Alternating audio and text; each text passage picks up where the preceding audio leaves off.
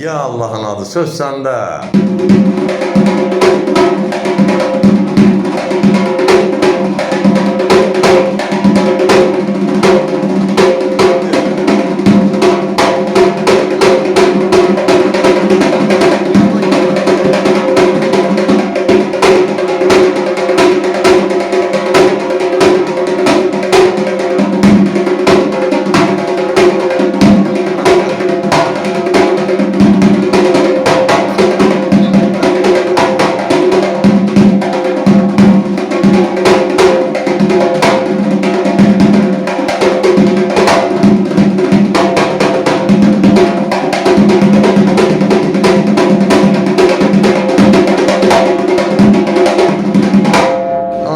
Aycan, sağ ol, anın baba.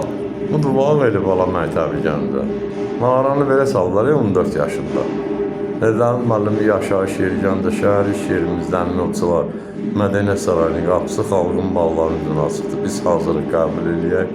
Nəyi bildiriksə də tələbələrlə paylaşaq. Bir dənə qırğın statusluq verin.